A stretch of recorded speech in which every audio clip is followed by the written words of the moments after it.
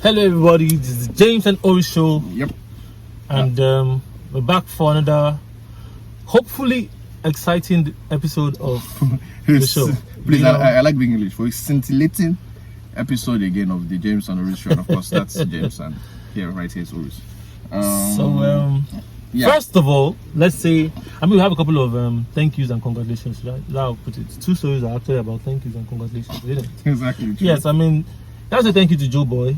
Exactly. For literally putting out his own finances and in a bid to support his fans. Fans are just Lagosians. Fans, citizens, Lagosians, yeah. Said he put out buses. I don't know how many. I don't know. But I don't know the figures. To help people, to move people from one location to another. Considering the hiking or the increase in fare, transportation fares, prices, which is of course as a result of the increase and the removal of subsidy. Yeah.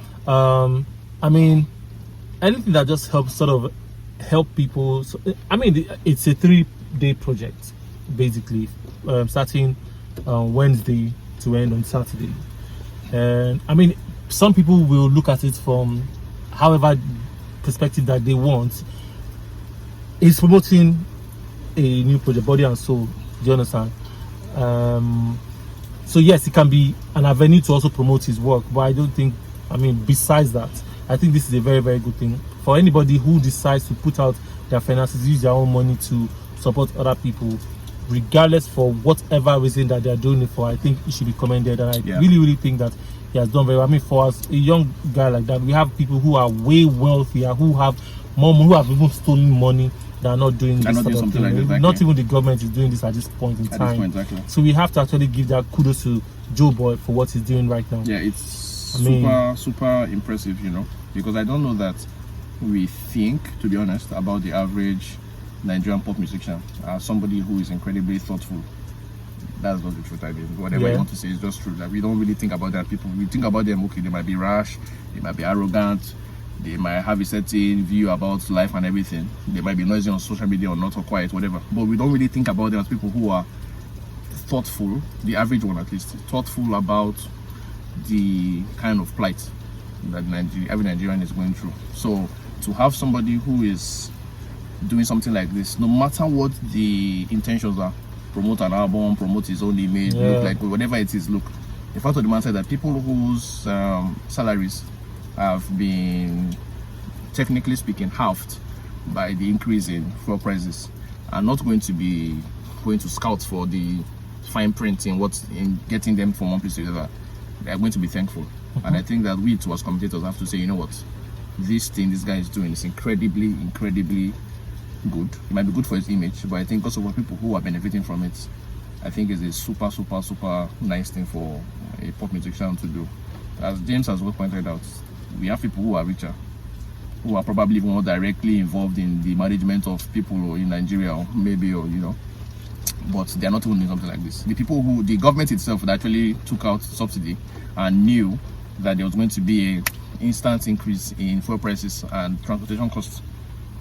They haven't, I hear they might do something, but as we speak, nothing really has been done to help the people whose financial firepower has been reduced by the whole incident of taking away the subsidy. Now a pop musician is doing something like this. I feel like the guy, he deserves applause. And yeah, Joe Boy is how many years old in the industry? 3-4 years? Not particularly old in the industry.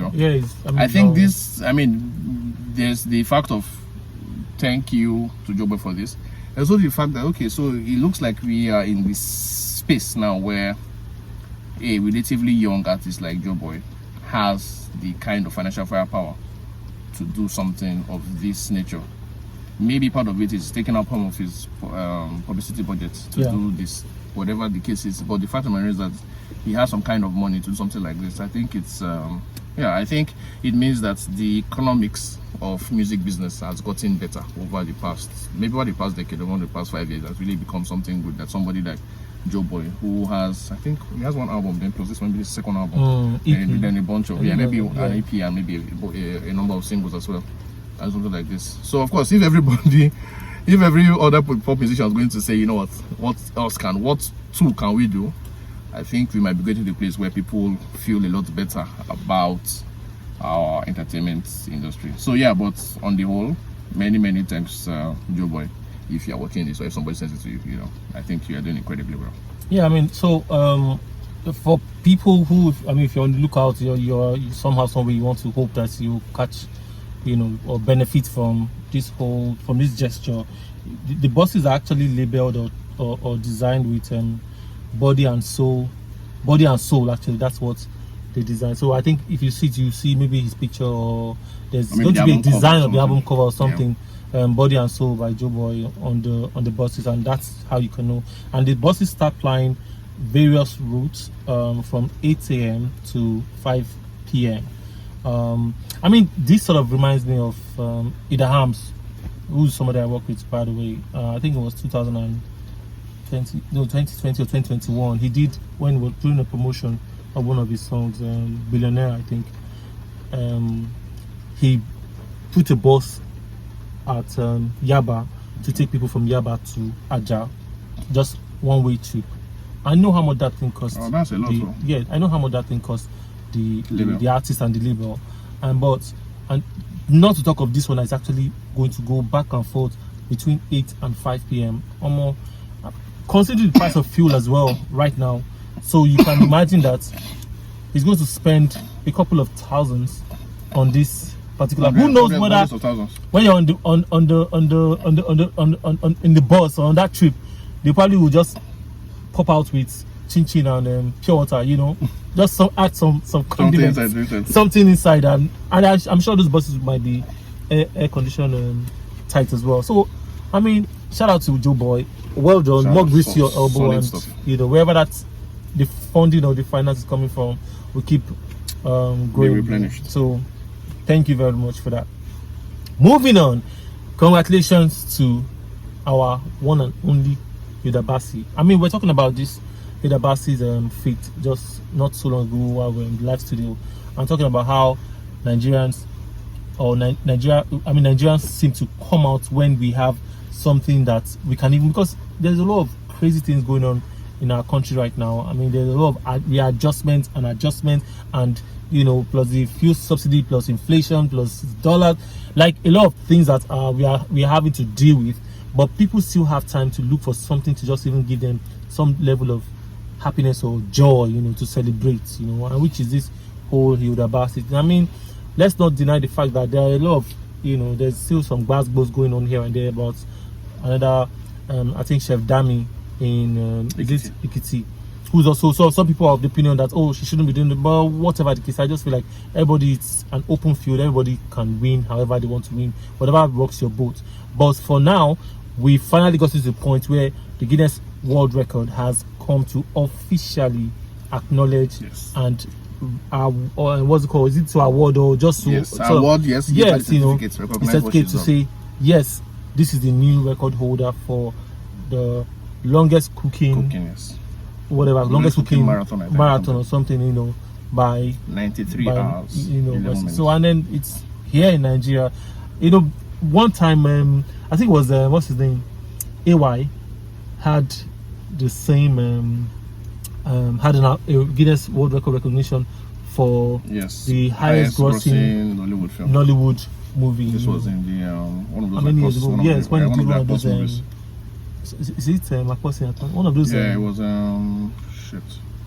30 Days in Atlanta. 30 days, I think it was 30 days. You know, 30 Days in Atlanta. So and it seemed like it was just I don't think people really paid attention, or maybe people really cared about the fact that he had that I think well, social media wasn't as whatever as heavy, now, right? But in the industry it was, yeah, I remember it was something, because I know that it was even one of these festivals we do, so he appeared there specifically for the film. So yeah, it was, yeah, in the industry it was something. And of course since then, I think it was even the film that even made this whole idea of grossing movies. Yes, where they wanted to now just sort of mention or identify the movie. Yes, I think that was the film that actually began that whole process. Because we then heard about Wedding Party, we heard about Wedding Party 2, we heard about King of Boys, right? No, King of Boys. It was the film that came to the film.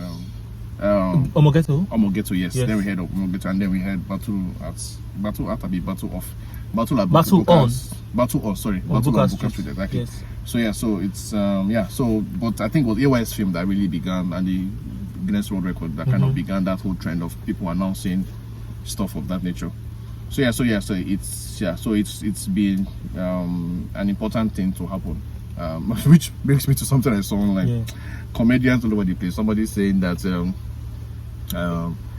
Guinness Book of Records should be happy that HILDA BACI gave them relevance.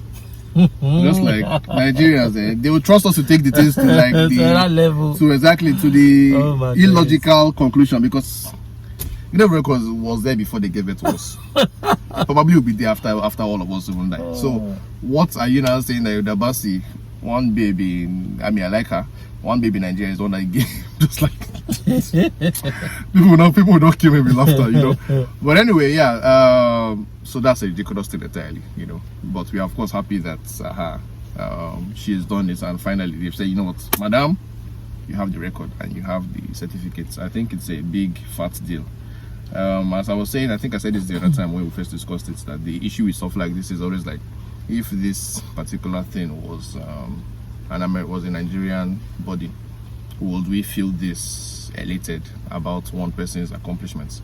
The problem, I doubt it very much, because we just don't trust anybody. You feel like when Nigerians say, you are the best musician, we be like, are you sure? You are the best actor, I'm not sure, you are the person that won the Nigerian elections. I'll be like, I beg, I don't believe, So across the board, people are just, Nigerians are superbly suspicious about any committee or organization or establishment that says, oh, you are the best something, you did this, we just feel like we cannot really trust people because somebody there is Igbo saying that person wants to give Igbo people the thing. Yoruba person saying now Yoruba person they want to give, you get. This person says okay, they have money, but okay, they don't bribe them. So there's all of these stories we hear when it's a Nigerian body who is awarding anything, But when it's an Igbo person awarding it, I feel like we believe that Nigerian neurosis, Nigerian Chris cannot cross. It's kind of how we think about witchcraft. And the people that jackpot, the chances of the village people catching them is a lot lower, You can't cross. Exactly, cannot cross by the time you try to cross the Atlantic, the thing will fade off. Exactly, will fade off. Exactly. I think we see the same thing too about the Nigerian penchant for nonsense. We not cross over into the UK, because Guinness is British. We not cross over into the British space, so we can believe that okay, this thing they've done is fine. Because think about it, now that HILDA is from the south, and the lady from Ekiti, Chef Dami, she's of course Yoruba. I believe I just have to assume she's Dami, so that she's Yoruba. If the Guinness World Records was a Nigerian body, and eventually they had said that.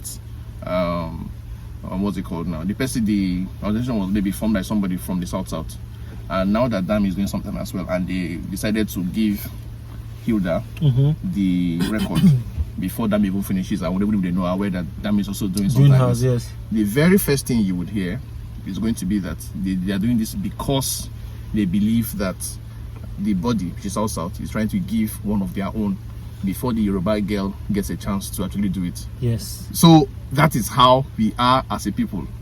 But we believe that, British people don't have the same what concerns them with whatever, So we just feel that way. So, and the problem is, it's a cultural thing on our side, but also, it's also a problem of the institutions. We haven't managed to build institutions that Nigerians can say, over the years, you have been incredibly trustworthy about the people you award. And so we believe that what you are doing is the way it should be done. That's the biggest problem. And like I said, the problem is, it would have been good if this was a problem that was affecting only cooking records or like movies or whatever, things that are in quotes, unimportant like that, But the problem is that this thing is like cuts across the most important institutions in this country. Nigerians don't trust them. INEC does something and everybody's like, no, this INEC is doing has a comma inside, And that's, for me, is the biggest problem we are facing, because we have not managed to build big institutions. What we have are people who are remarkable. We do not have remarkable institutions, and that's a big fat problem. Think about employment today. If you got if you saw a notice from a multinational company, and so you notice from a big, even a Nigerian company, but a big Nigerian company that's just in Nigeria, you would rather apply for the multinational if you think you will get it than to apply for the local one. There's a reason why that's the case. Some people will feel like, okay, this local one, the CEO, if you don't want to give person, he just wants to put it out in public so they look like, say, they did something nice. He wants to give a Yoruba man if he's a Yoruba person. He wants to give an Ibibio man if he's an Ibibio person. So that's a thing as well, you know.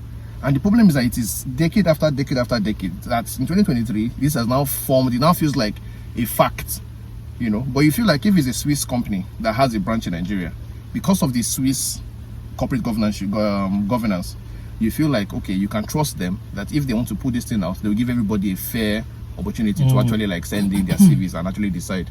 So yeah, so it's just across the board, and yeah, I think that's the most worrisome thing. So while we applaud HILDA BACI for her accomplishment, which is a really big deal, you know, because 93 hours is not a joke, man. You know, I can't even the smallest activity, most I can do for 93 hours. So yeah, so that's a big deal. You know, we must also take a look at how we are as a people. What exactly are we doing about our institutions to make them worthy of our trust? So I was just looking at Guinness.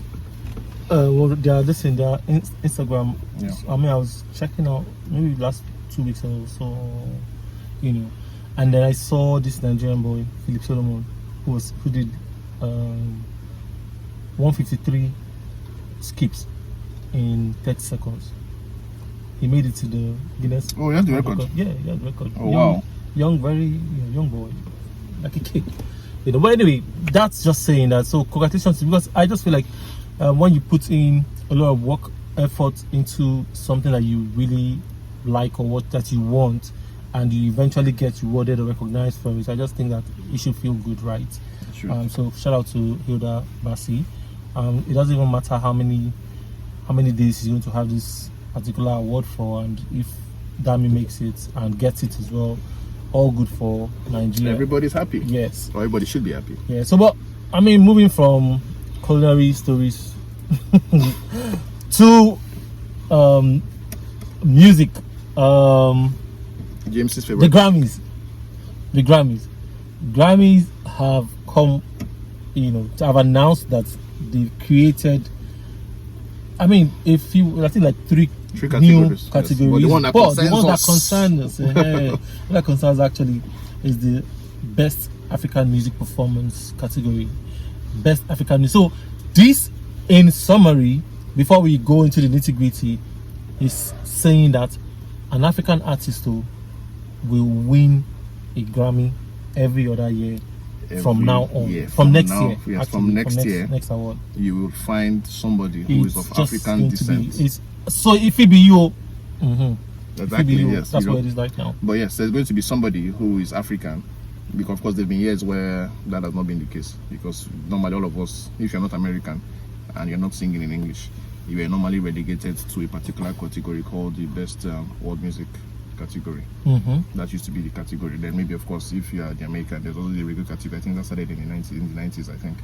But anyway, those were like the two major categories for people who are African. If you wanted to stand the chance, those were the places you could squeeze yourself one way or the other into her. But now there's now an official one that, you know what, no matter what happens, year after year after year, there's going to be somebody of African descent who is going to win. But wait, James, saying this to you, Seth, makes me realize that there's something I don't think we have considered here. Tell me. You know, the way our genres, right now is the one that's really big is Afrobeat. The way these genres are becoming super popular, and I've seen a few people, maybe not quite popular, but even someone like Drake. One Dance is technically an Afrobeat song. Afrobeat song. Are you not sure that, of course, I just said that it means that an African artist is going to win an award every year. However, I think the statement from these people from the Grammys, from what I read on the website, is that it's the genres. You know what I'm saying? Yes. So African music performance. So it's African music. If it is sung by an American, don't they stand a chance for winning? I don't think so. If it's sung by a South American, if it's a Brazilian, for instance, who have a lot of connection to Africa, by the way. If it's a Brazilian who is singing an Afrobeat song, or a Kizomba song, or like a Jombolo or a Makossa song from the Congo, but the person is Brazilian or the person is Portuguese, which is on hand, they have a relationship exactly. How are we sure that such a person too cannot compete in this category? No, you know the Grammys is not even just about it's not a passport thing. You know the Grammys is not really about you saying you want to compete for something. You know, it's about doing what you're doing, because a lot of times if somebody, let's say a John Wick in America or South America or wherever, is pushing or promoting a record in his country, a lot of times the catchment of that particular record will be heavier around his own location. Yes. Yeah, before it filters down to us here in Africa. So it may not be as heavy because I feel like it's an African focused award. Yes, but it's an African music performance award, not an African citizenship award. Yes, no doubt. But I think we'll just keep our fingers crossed, because I just feel like it might be focused more on Africa, as in, you know, already yes, we've had institutions where Africans have actually come into mainstream America or come into the Grammy proper to win this. Look, let's not forget about when MTV used to have an award that was supposed to be for Africans, but Tubaba did not.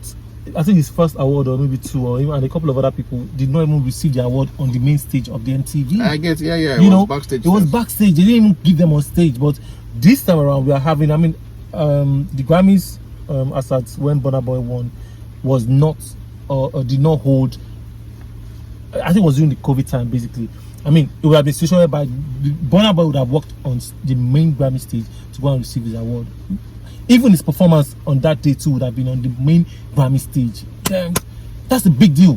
But regardless, I feel like this African performance thing they're talking about will still be okay. Regardless, even if the song or the music is performed by somebody outside, it is still a situation of affiliating with us as Africa. Because for you to get that recognition at the Grammys will mean that song or that whatever it is would have been impactful enough, even here in Africa, to go. Because if not, it's going to be we being here and be wondering who is this one they nominate, who are these ones that they are nominating as something. I mean, to be somehow, I think it calls for some backlash. Anyway, yes, you are not wrong though. I feel like politically, but if you are going by the word of the law, from what I read though, I'm just thinking. To be honest, when I've read it, this was yesterday or 2 days ago. So when I read it, it didn't occur to me. But just talking about it, I realized that wait, okay, actually, this is an interesting thing, because I know for a fact, for instance, there's a band, I think Antibalas, they're South African or something. The Afrobeats band? Yeah, exactly. So there are a number of Afrobeats bands, for instance, that are like European band. All of them are white, you know, but they sing Afrobeats. Not Afrobeats, so Afrobeats, Fela's music. Yes, they sing Fela's music. But guess what? Always, it's like the rap categories, for instance, or the hip hop categories. So me personally, I feel like Emma is one of the best that happens to rap music in Africa. I also feel like Vector is one of them as well. Mode 9, I feel like Mode 9 can compete on any international global stage. But we didn't come and say rap category nominating MI and that's what I'm saying now, yes, people. Because again, not really. Like I pointed out earlier on radio, the Grammys and American awards. That's it. Like I was saying again, when they started in the first edition of Grammys was 1959. When they started that thing, they did not want the beating. There was nobody that in that first ceremony that they did in the US was thinking that one day they'll come and give an award or category for one black man in Nigeria. No, even black man in America. When did they start? Okay, let's use rap music. No, it's music. It's music. No, they always have, because black music is kind of American music. Okay, let's now even use rap music. There was more black at the time. Do you understand? It took a while. Other white rappers were winning. No. The first person to win the rap category was Will Smith. Will Smith. No, but I thought what's his name? Okay, no. Only two white rappers have won the rap category. Eminem. Of course, Eminem. Amakumo. Those guys sang I'm going to thrift shop. Well, Jay-Z has won too. Is he white? Is he black? Okay, you talk about white musicians. No, I'm saying that yes, only two white musicians have ever won it, of course. Okay. Yeah. But anyway, my point largely is just this is that it's not the same thing. I would not expect MI to get nominated for the Grammy in the major rap category, because like I said, it's American, and they will feel like in their head that category is for us. It's not to one random guy to come and start collecting our award. But now, someone like MI, so that's also the problem with something like this. I mean, you hear about this more as the years go by. is that an MI who, let's face it, does proper rap music will not be able to get into the proper rap music category at the Grammys. What he can get into is Afrobeats. Exactly, yeah, it's only the African music performance. So it means that MI will be, who is singing rap musical, is competing with Burna Boy or Davido, who are singing pure Afrobeats. He's competing with in Osbi in Congo, who is singing Makossa, modern Makossa music. He's competing with Daju and Fally Ipupa, who are singing the Congolese music. So that's kind of the problem with a category like this. So do you think this category came in a little too late for someone like Yemi Alade? Why do you say late? Is she not still singing? She's still singing, but you know the impact or the weight of her music and even her person was way heavier than than what it is now, maybe 3 years or 2 years ago. Well, I feel like the thing with Yemi Alade, because at the point we really thought that Yemi Alade was going to get a Grammy nomination. I didn't think with all her international. This man is mad. I did That's not think what I that thought. one. I have all her international achievements and all the. No, I don't know what you have. I don't even know their international achievements. Yemi Alade's one claim to Oyibo or foreign whatever was always that she could perform abroad to French-speaking audiences, and they kind of liked her. Popular in Francophone Africa. Did a bunch of shows also in France that were successful as well. But it's not. I don't know that anybody has ever really talked. I've not really seen a big magazine piece about Yemi Alade's artistry or her politics in the same way I've seen Burna Boy. Burna Boy is the real poster boy for this. I've also seen Wizkid occupy something kind of magazines. Then again, Yemi Alade's whatever is mostly francophone. That creates a certain level of gap between what she's doing and the Grammys, which is like, and of course, it's English speaking, Anglophone, and it's also like super American. Yemi Alade hasn't really had like an American gym success. Crossover. Exactly. So it means that I don't really know. Maybe back in the day, if this category, but that's the thing. Yemi Alade's music was always open to get nominated in the regular world music category. In fact, now it's probably harder. World music category was kind of what someone like Yemi Alade was not crafted for. Yeah. Because she has their francophone love, which is not in English language. She's an African. She's female. So technically speaking, the category of world music was always for someone like Yemi Alade, but she never got nominated even then. Will she get nominated now? I don't know, but I feel like it might have been easier. You think it might have been harder then? I feel like it probably was easier back in the day, actually, where the competition was even less. 3-4 years ago, I don't think Burna Boy had like a strong chance, or 5 years ago, a strong chance to really compete for this stuff. But now it's kind of like anytime Burna Boy releases an album, he's like the front runner. If you're thinking about like African success at the Grammys, I think from now on, he's going to be the person who we are thinking, okay, this is the person who can get it. This wasn't the case before. I don't think Yemi Alade has ever had Grammy buzz in her life. So yeah, maybe in a sense, maybe you're right. Only that our biggest songs are probably behind her. Things like Johnny and whatever, maybe those ones, But because I think you're probably right in the sense that over the past few years, her impact, even in this francophone whatever, I think has also reduced actually. Yes, I mean, I've not seen as much videos of her performances in all of these places that she's performed before. But in any case, yeah, we are kind of happy. It's a good thing, that is happening. Like I make the joke, and I'll make the joke again that Burna Boy will look at everybody. If somebody else wins it from now, look at when he won it, it wasn't a category for Africans. He won the world music category, which is something, to be honest, bigger than say, okay, now it's clear that because the guy, I think the CEO of the Academy, of the Recording Academy, which are the people responsible for the Grammys, he was in Nigeria a few months ago, and one of the things he was talking about was about a potential category for Afrobeats. But there was a difference in opinion about how they name the category. I think this means, I think he also went to other African countries, which probably means that if they said Afrobeats, it would look like it's Nigeria or maybe Ghana West Africa, that are supposed to have, But to kind of envelop everything, that's why they probably said African music performance, which makes sense. Yeah, so actually it does make sense. And I think it's a singles category, so it's not an album one. Burna Boy won the album whatever for world music album, This is like a single, so it's like a song. I think it's really just a play to capture the kids online who have become big fans of Nigerian music. You know, TikTok and their use of the CK song, all of these songs that have gotten viral. It's a chance for them to like, okay, tap into that popularity, so become like a more global awards. Because if you are somebody who is living in Egypt or living in Slovenia, who happen to have used CK's song for one of your TikTok or Instagram videos, and you hear that it was nominated for the Grammy, you might want to tune in. Yes. So I think that's kind of what they are doing. Anyway, okay, let's call it a day on this particular for this week's episode of the James and Ovi Show. Thank you guys for watching. Keep supporting us. I mean, we're a small channel. We just need more. You know, tell your friends, tell somebody to tell somebody. Exactly. To tune in. That's comment. We are cool people. Subscribe to our channel, like, and share with your friends. See you next week.